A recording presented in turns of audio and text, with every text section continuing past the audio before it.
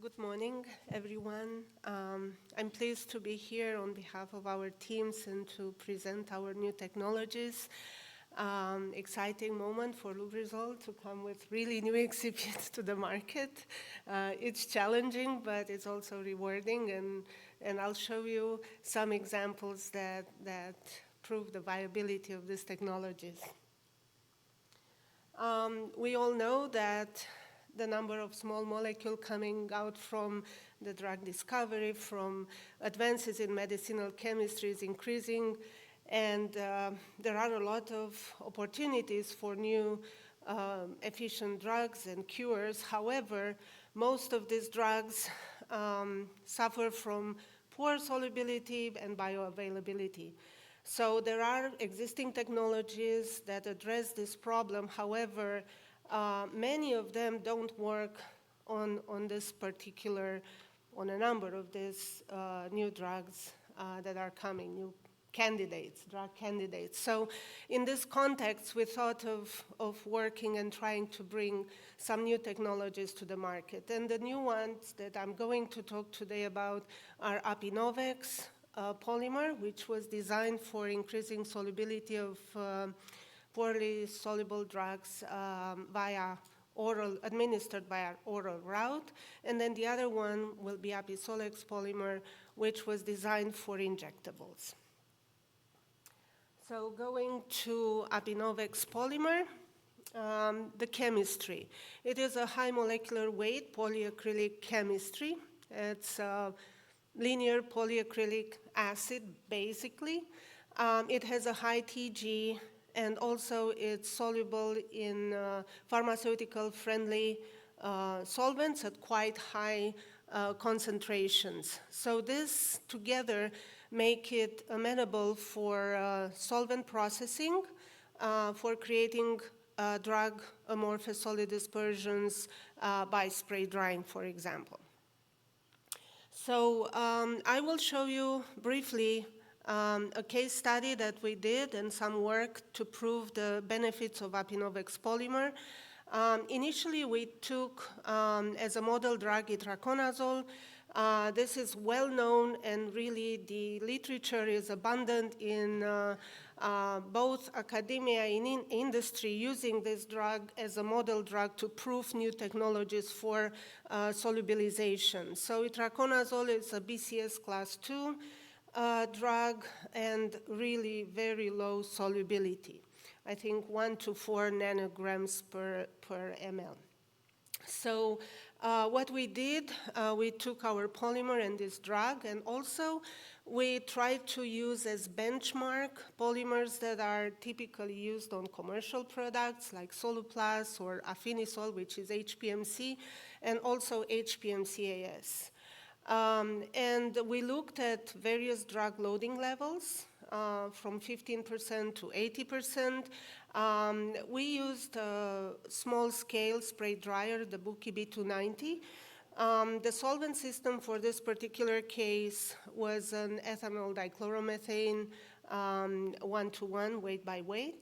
And then we prepared the solid dispersions, and we characterized them by appearance, we looked at phase identification. We did assay to learn how much of the drug was actually there after we did the spray drying, and also we did solubility, non-sink conditions, and accelerated stability. The accelerated stability was done on the powder format, and all the studies, including the dissolutions, were done on the powder format. For stability, we used HDPE and desiccant in the packaging. I will not focus on the whole study, but I would like to point out this particular slide where we looked at the amorphous solid dispersion at the highest inclusion, drug inclusion level, 80%. So as you could see here from the slide, the powder X-ray diffraction showed amorphous material for all the spray-dried spray-dried dispersions. But when we did the DSC, what we've noticed is that in the case of Apinovex polymer, the DSC showed one glass transition temperature in between the TG of the polymer and the API, but no melting peak characteristic to the API itself. So this is representative of a uniform amorphous solid dispersion. However, for the other three polymers that we tested at this high drug loading level, in the DSC, we've noticed the melting peak of the API. So most likely in these three cases, there were some, the solid dispersion was amorphous by powder X-ray diffraction. However, there was some probably islands of amorphous APIs or domains of amorphous API that then upon heating, cooling in the DSC, the drug crystallizes. So this signals to probably issues that could appear in storage for long-term and stability, basically, of this solid dispersion prepared with Soluplast, Afinisol, and HPMCAS. This is a summary of the stability study. So given the results that I just showed you with the 80% drug loading for Afinisol, Soluplast, HPMCAS, we have not included in stability study that particular spray-dried material because we knew we might have issues. So what we did, we went to the lowest drug loading level for those, which was 40%, that showed uniform amorphous solid dispersion. So we put in the stability study the 80% itraconazole with Apinovex, and then the other comparative examples. What we've noticed in 6 months accelerated stability was that all the materials were amorphous after 6 months. And for 80% itraconazole in Apinovex, we saw that the dissolution profile was not altered by the stability, by the study. However, for the 40% itraconazole Afinisol, in Afinisol Soluplast, we've noticed that while the material was showing amorphous, we saw some decrease in the dissolution profile of the API. So overall, what we demonstrated was that Apinovex polymer was good for stabilizing high drug loading and that solid dispersions were stable for in accelerated conditions. So this was an encouraging result. So we tried to now spread our understanding, deepen our understanding on the capabilities of Apinovex polymer. So we tried to work in collaboration with an institute in Austria on studying a larger array of APIs with different properties. All of them would be poor solubility, either BCS class 2 or 4. They would have different glass forming ability and different properties. So we tried to understand by doing this study what is actually the capability of Apinovex in this space. We compared the performance of Apinovex polymer in this study with HPMCAS and PVPVA. And also this study was we did in this study more pre-formulation. We looked at thermodynamic solubility, kinetic solubility of the APIs in the absence and the presence of the polymer tested.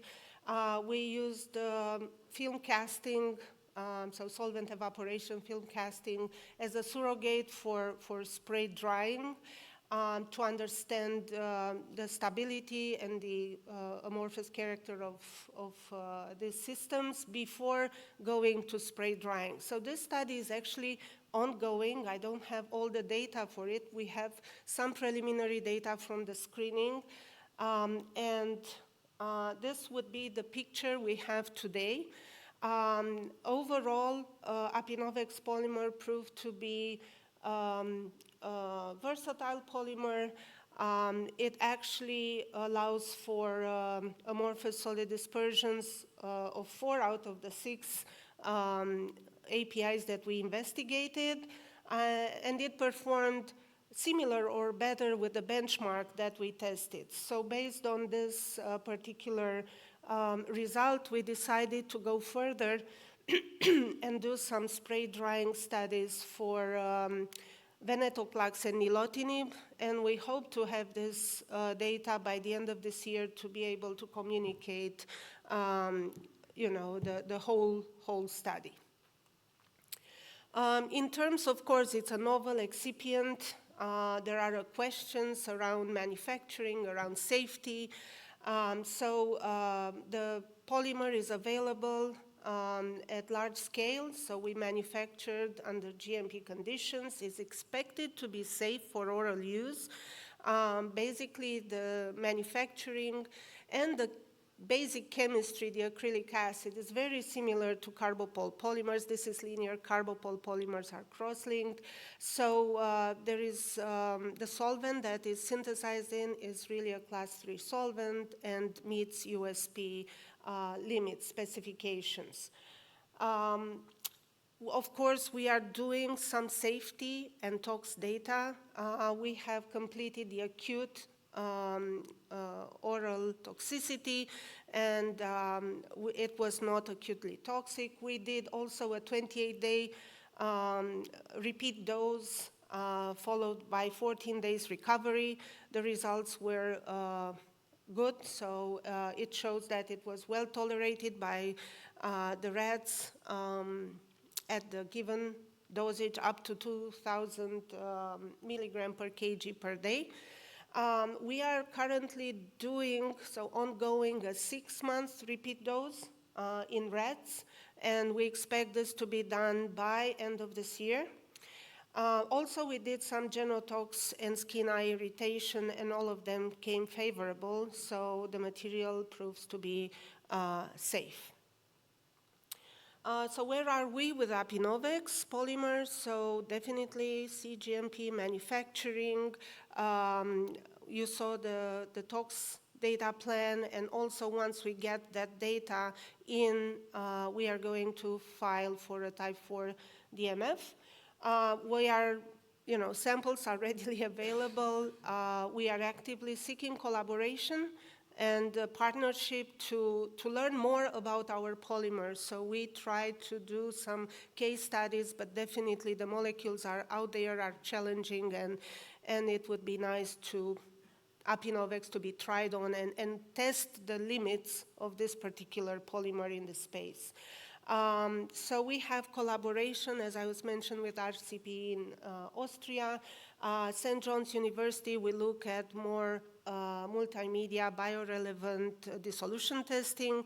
And then with Austin PX, actually, we had a very nice collaboration and presentation last year at CRS by combining the Kinetisol technology, which is Austin PX forte, with our excipient, and the results were also nice, favorable, presented, and we are continuous working in building up that relation.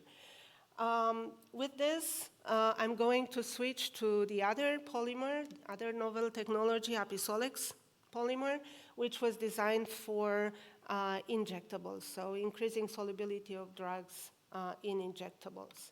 So what is Apisolex? Is also a polymeric technology, is a diblock copolymer. The first block is polysarcosine, a natural amino acid, and then the other block is actually a combination of 2 other amino acids. We chose sarcosine. It's non-toxic, it's biocompatible, and it doesn't present the same issues as PEG can present in this kind of formulation, so it doesn't impart the sensitivity, allergies, and complications that PEG-based technology may have on some patients that use injectable form of PEGs. So we have a versatile synthesis in place. Actually, Apisolex polymers are a family of polymers, and our synthesis capabilities allows us to modulate the composition to meet the requirements of APIs. We have GMP manufacturing in place for Apisolex LY, and also this technology is backed by a solid composition of matter patent that are patents, I could say, that have still a long life ahead of them. So yes, you see the general formula of the polymer, and then with two particular members of the families. Apisolex LY, it's a polysarcosine with a polyleucine and tyrosine block, and then the Apisolex FY is polysarcosine with phenylalanine and tyrosine. And currently we have the GMP manufacturing in place for LY. How does it work? So this is an amphiphilic block of polymers, so polysarcosine is hydrophilic. The other block of polyamino acid is designed to be hydrophobic. So the molecule, the polymer self-assembled in aqueous media, and if a hydrophobic drug is present, that will be sequestered in the core of the micelle formed by the polymer. So you will see, as I'm going to show in some of the examples, that actually for some drugs, this polymer was able to increase its solubility up to 50,000 folds, which was impressive. As I was showing for Apinovex, I will show you a few case studies for Apisolex. Basically, we tested the properties of Apisolex side by side with typical excipients used for solubilizing in injectables. The experiments were conducted in a non-optimized fashion, so we didn't go up to the optimal formulation. However, we wanted to prove the concept. And the technique for dispersion was really solubilizing, mixing, homogenization, and in some cases we did also lyophilization, and you'll see that. So what were our criteria for success in our comparison? We looked at the target API concentration of 500 microgram per ml after reconstitution, and then solubilization criteria. We looked at turbidity, no more than 100 nephelometric turbidity units, particle diameter less than 150 nanometers, and drug recovered after filtration no less than 80%. These are examples of results. On the left side, the pass. These are some the criteria put in place. So either the solution was clear or slightly colored, and then or maybe the resulting dispersion was homogeneous but slightly turbid, less than 100 NTUs. And then what did not pass in its yellow rectangle, you see some examples. So either it was obviously the API crashed out of solution, or homogeneous but too turbid, or somewhere in between. So this is our first series of results. In this one, we selected a series of APIs that are low solubility and they are formulated already in commercial products, but also 5 drugs that Boehringer Ingelheim gave us to test as part of their Open program. We tested Apisolex side by side with polysorbate 20, 80, and Cremophor, and we saw that for all the API that we had in the study, Apisolex performed well based on our criteria. All of them was able to solubilize all of them, while the other excipients used had some failures in some of the cases studied. Also, what I would like to highlight there is the excipient API ratio. Basically, with Apisolex, the ratio was 100 to 510, 100 Apisolex to 510 drug, as opposed to the other excipients, which the ratio was 100 to 1. A second series of studies was done to compare TPGS, Captisol, and PEG-PLGA with Apisolex. And here you see, again, Apisolex being successful, and the others having partial success with some of the drugs, but not with all of the drugs that were studied. In addition to that, Boehringer Ingelheim came to us when they saw the results, and they wanted for us to do a separate study to look at solubility increase. And this is when we did these additional experiments. And here you have the solubility in water of particular drugs from them, the test drugs, and then solubility in formulation with Apisolex. And here comes also that number for that BI003 particular drug. The solubility achieved was 50,000-fold increase. Of course, new excipient, toxicity, safety. So we have conducted a series of safety and tox studies, as you see here, in injectables. As you see here, the polymer was tolerated in rats and mice at doses as high as 1,500 milligram per kg. No treatment-related effects for 32-day IV injection. And then in terms of pharmacokinetics, the polymer can be distributed to distant organs, but does not accumulate.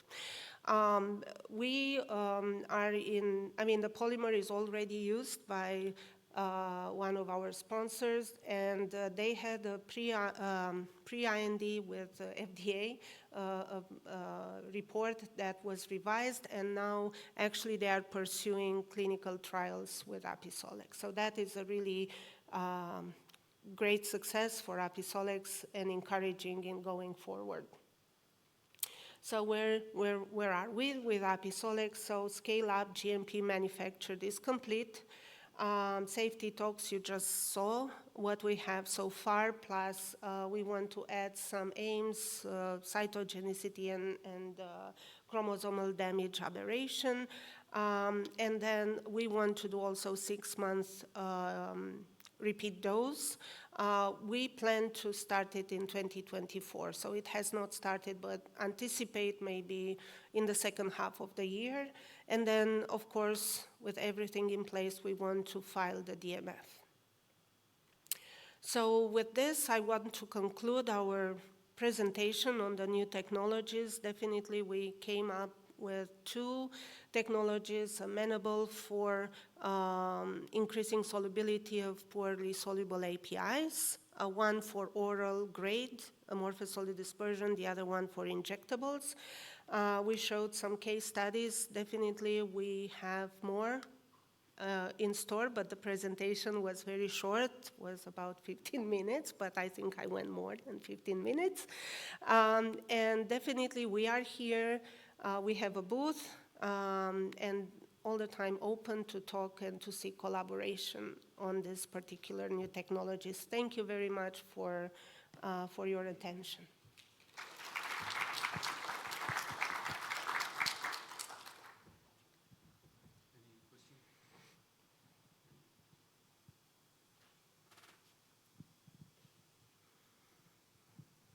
Hi, I have a question regarding the Apisolex grade polymer.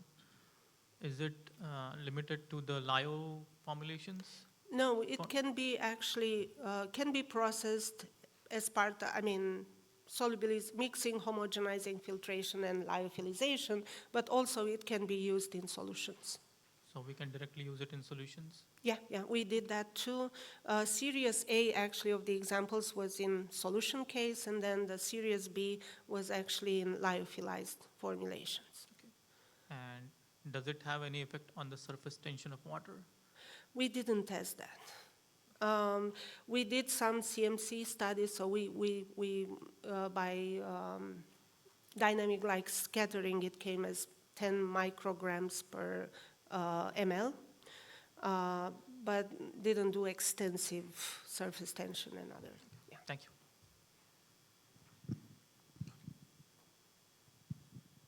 Hi, Liliana. Thank you for the presentation. I want to understand the Epinovix and Episolix. Are they chemically different? Oh, yes, yes, they are chemically different. So Apinovex is a polyacrylic acid chemistry. Right. Closest of thinking of it, it's linear polyacrylic acid. And then the Apisolix is a block copolymer based on amino acids. So you have polysarcosine as one block, and then the other one is a hydrophobic block, which is a mix of two amino acids, basically. Okay. So since Epinovix is polyacrylic acid derivative, right? So I just want to understand what chemical property makes it unique to have higher drug loading compared to PVP? Yeah. We are trying to understand that. Our hypothesis right now, based on the results that we saw from our screenings and talking to some potential customers that are using it, is that definitely hydrogen bonding and acid-base interaction plays a role in triggering this high drug loading. So these are some of, our hypotheses to date. Okay, thank you. And as far as DMF goes and filing with FDA, what's the status on those? So for both polymers, we are expecting probably early next year, Q1 2025. For both polymers, we are waiting still on shelf life stability of the polymer itself in packaging. So that is also ongoing, and expecting everything is end of this year, early next year. But that is when we are going to file the DMF. I have two questions about the Apinovex polymer relative to either HPMCAS polymers or the Oidgerget L100 polymers, which are commonly used for spray drying. Do you know what the relative acid content is in the Apinovex compared to those other polymers, and then also what the hygroscopicity is compared to those other polymers? Yeah, so Apinovex is a polyacrylic, so we have basically, I think the spec is around 68% carboxylic present. And in terms of hygroscopicity, yes, it's a hygroscopic material. We could follow up and I could send you the sorption isotherm. But it's similar with what we have for carbopol polymers. And as far as now we have completed the 6 months accelerated stability and shelf life with the appropriate packaging, there is no issue. So just, leaving it out open for a long time, that will become an issue, as with the other polymers. What is the feasibility of Pinovex for hot melt extrusion? So do you evaluate the thermal stability? Yeah, so we do not recommend it for hot melt extrusion. It's not really thermoplastic, and we typically don't recommend heating it up above the glass transition temperature because it's going to sinter and it will lose the properties. Very similar with what we have for carbopol. So we don't exclude using it as low inclusion level, maybe 5-10% with other HME carriers. It may work, but we have not studied that. We looked at take it through an extruder. But I won't see it as a carrier. I see it as another ingredient among others in HME. But definitely solvent processing, I think, is the forte for that. Other acrylics have the same problem as well. So usually plasticizers and stuff used to reduce the temperature. where the extrusion is happening. Yeah. You haven't Yeah. explored it, but But, obviously. yeah. So Apinovex actually work very well in kinetisol, so, which, it's an alternate to HME and other processing, so. Does that answer your question? Kinetisol could be an option for you. Novel technology and novel excipient. Both.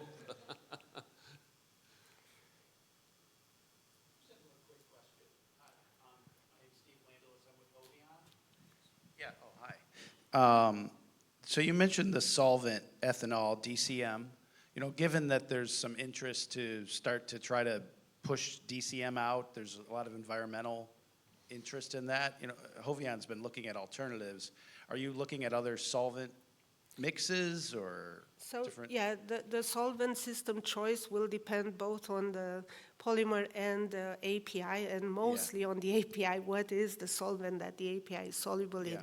For itraconazole, for our case study, we just stayed within ethanol DCM, but we looked at other drugs, and definitely we tried, and we looked also at the solubility of the polymer itself in other solvent systems, and mixtures of alcohols, methanol, ethanol, or isopropanol, with other solvents like acetone, THF, DCM. They work. So, but again, depends on the ratio between the two solvents. We know for sure the polymer itself is not soluble in acetone at 1% level. It's not really soluble in DCM, in THF. But once you start adding the alcohol, methanol, ethanol work well, we see that there are ratios in which you can solubilize the polymer. And also for the drug is drug specific. Okay, thanks.